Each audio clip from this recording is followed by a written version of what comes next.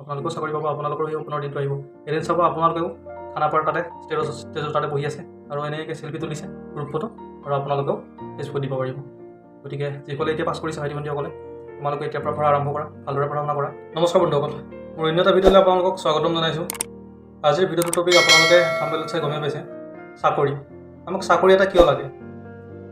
নিশ্চয়কৈ এটা চাকৰি লাগে আমাৰ নিজৰ ফাইনেন্সিয়েলি হেল্পৰ কাৰণে, আৰু জীৱনত অলপ ফাইনেন্সিয়েলি সহায় হ'ব আৰু ফেমিলিটোক আমি প্ৰটেকশ্যন কৰিব আৰু নিজৰ লাইফটো ভালকৈ জীয়াবলৈ। সেইকাৰণে আমাক চাকৰিটো লাগে। চাকৰিটো পাবৰ কাৰণে আমি কি কি কৰিব লাগিব, কি কৰিলে আমি চাকৰিটো পাম, আৰু চাকৰিটো আমাৰ জীৱনত কেনেদৰে সহায় কৰিব, তাৰ বিষয়ে আজি আলোচনা কৰিম। প্ৰথমতে ক'ব খুজিছোঁ যে চাকৰি এটা হ'লে যে আমাৰ লাইফটো প্ৰটেকশ্যন হ'ব, আমি ফাইনেন্সিয়েলি আমাৰ লাইফটোক আমি হেল্প কৰিব পাৰিম, সেইটো নহয়। চাকৰিৰ বাদেও অন্য বহুত পথ আছে আমি ফাইনেন্সিয়েলি আমি গ্ৰ' কৰিবৰ কাৰণে।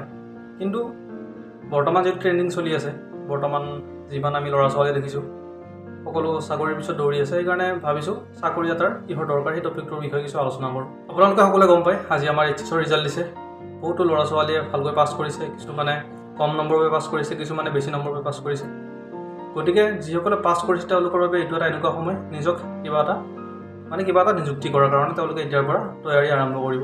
আমিও কৰিছিলোঁ এইটো সময়ত, কাৰণ সকলোৱে ৰখি থাকে 18 বছৰটো পাৰ হ'ব আৰু এইচএছটো কমপ্লিট হ'ব।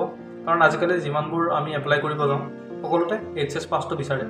গতিকে এতিয়াৰ সময়ত যিবিলাক ল'ৰা ছোৱালীয়ে আজি এইচএছটো পাছ কৰিলে তেওঁলোকৰ এতিয়া মাইণ্ডত আহিব কিহত তেওঁলোকে এপ্লাই কৰিব, কি পোষ্টত তেওঁলোকে এপ্লাই কৰিবলৈ তেওঁলোকৰ ইলিজিবিলিটি আছে, তেতিয়া তেওঁলোকৰ মাইণ্ডত সেইবোৰ আহিব। গতিকে তেওঁলোকে এতিয়াৰ পৰা জনা উচিত যে চাকৰিটো আমাক কেনেদৰে হেল্প কৰিব, আমি আগত কেনেদৰে নিজৰ লাইফটো ভালকৈ চলাব পাৰিম সেই বিষয়ে কিছু জনাওঁ।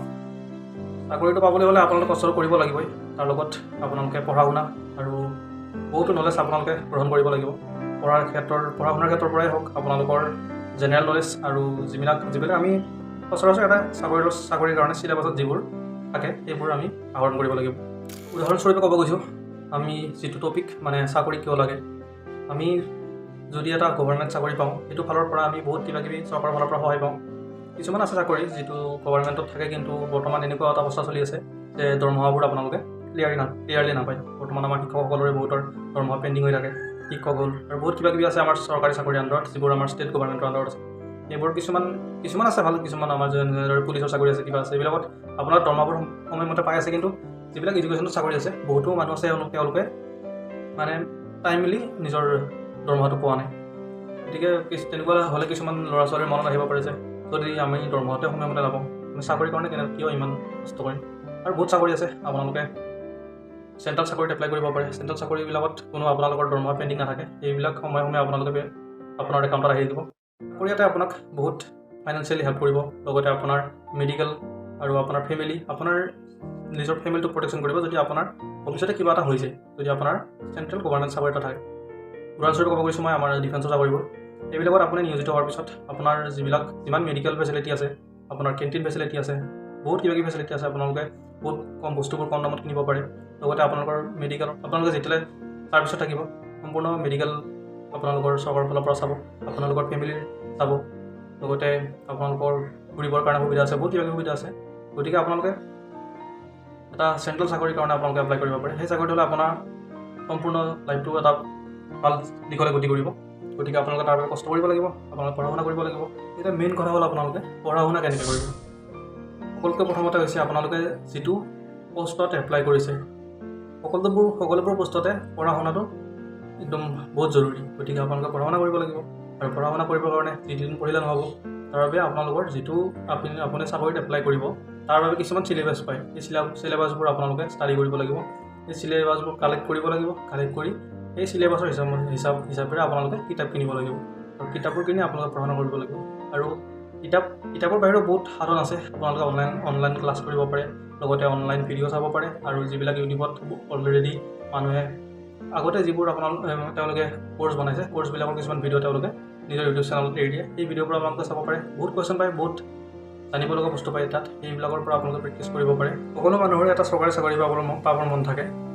বৰ্তমান আমাৰ অসমৰ কথা কৈছোঁ, মোৰ বয়সৰ মানে মোতকৈ এতিয়া যিবিলাক সৰু আছে, যিবিলাকে নতুনকৈ এতিয়া পাছ কৰিছে, তেওঁলোকে যিবোৰ এটা ইণ্টাৰভিউ দিবৰ কাৰণে বৰ্তমান কষ্ট কৰি আছে।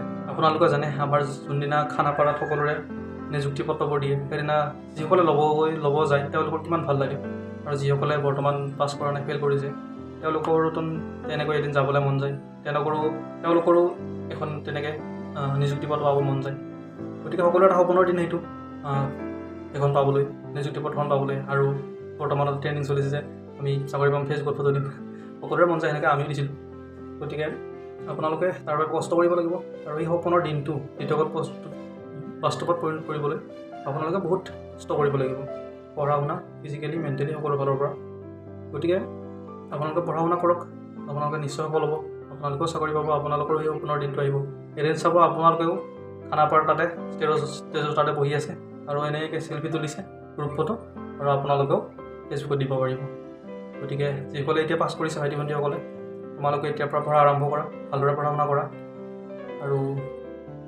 কষ্ট কৰা এতিয়া কিছুমান যিবিলাক ধনী ঘৰৰ মানুহ আছে তেওঁলোকতো ইমান মাথা নামাৰে যে চাকৰিৰ কাৰণে তেওঁলোকৰ অলৰেডি তেওঁলোকৰ কিবা বিজনেছ কিবা এইবিলাক থাকে তেওঁলোকে এটা পঢ়া মাথা মাৰিব ইঞ্জিনিয়াৰিং পঢ়িব কিবা পঢ়িব ডাক্তৰী পঢ়িব কিন্তু আমাৰ মিডল ক্লাছ যিবিলাক আছে যিবিলাকৰ মানে শিক্ষাটো কম কিন্তু তেওঁলোকৰ কিবা এটা কৰিব মন আমাৰ আৰু যিবিলাক মিডল ক্লাছত বহুত ভাল ভাল পঢ়া শুনা ল'ৰা ছোৱালী আছে তেওঁলোকেও ভাল ভাল ডাক্তৰী পঢ়িব কিবা পঢ়িব ইঞ্জিনিয়াৰিং পঢ়িব কিন্তু মেইন প্ৰব্লেম ক'ত আহে যিবিলাক ল'ৰা ছোৱালী আছে 50% তলত মাৰ্কছ পাইছে কিন্তু তেওঁলোক মধ্যবিত্ত তেওঁলোকে কি কৰিব তেওঁলোকৰ এটা চাকৰি দৰকাৰ হৈ পৰিব পুলিচ হওক ডিফেন্স হওক যিকোনো এটা চৰকাৰী চাকৰি আৰু গতিকে তেওঁলোকৰ বহুত জৰুৰী হৈ পৰিব ইণ্টাৰভিউটো দিবৰ কাৰণে গতিকে তেওঁলোকৰ হিচাপত যিবোৰ পোষ্টত তেওঁলোকে এপ্লাই কৰিব পাৰে আৰু সকলো পোষ্টতে চাব লাগে আপোনালোকে তাত কি কোৱালিফিকেশ্যন দিয়ে কি নিদিয়ে সকলো আপোনালোকে চাব তাতে যিমানবোৰ পোষ্ট ওলায়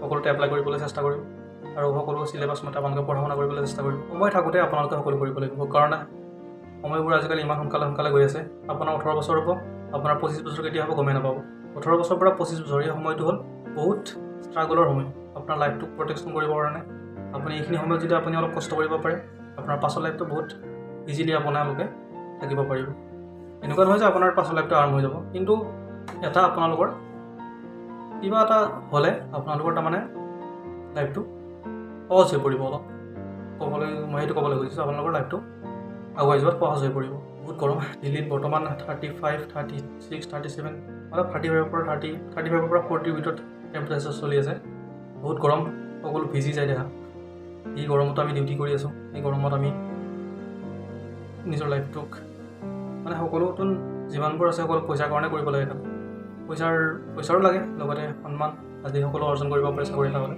তেনে আপোনালোকেও কষ্ট কৰিব চাকৰি এটা পাব আৰু নিজৰ মা দেউতাৰ সপোনবোৰ পূৰণ হ'ব মোৰ ল'ৰাটোৱে এটা চাকৰি পালে সকলোৰে এটা সপোন থাকে যে মোৰ ল'ৰা ডাঙৰ হ'ব এদিন তেওঁলোকে চাকৰি পাব গতিকে আপোনালোকে কষ্ট কৰক নিশ্চয় চাকৰি পাব আপোনালোকে ভাল চাকৰি পাব আৰু ডিফেন্সত যিবিলাক লগ বন্ধি প্ৰেক্টিছ কৰি আছে আপোনালোকে ভালকৈ প্ৰেক্টিছ কৰক আৰু যে আগতে ফেইল হৈ গৈছে সেইটো মনত নাৰি নিব যে মই ফেইল হৈছোঁ আপুনি ফেইল হোৱাটোত আপোনালোকে কমিটো বিচাৰক তাতে কিহৰ কাৰণে মই ফেইল কৰিছিলোঁ সেইখিনি পূৰণ কৰিব চেষ্টা কৰক আপোনালোকে নিশ্চয় সফল হ'ব থেংক ইউ আৰু এই গৰমত ইমান কষ্ট কৰি ভিডিঅ' বনাই আছোঁ যদি অলপমানো ভাল লাগে ভিডিঅ'বোৰ আপোনালোকে লাইক কৰি দিব আৰু চেনেলটো ছাবস্ক্ৰাইব কৰিব যদি মোৰ চেনেলটোলৈ প্ৰথমবাৰৰ কাৰণে আহিছে থেংক ইউ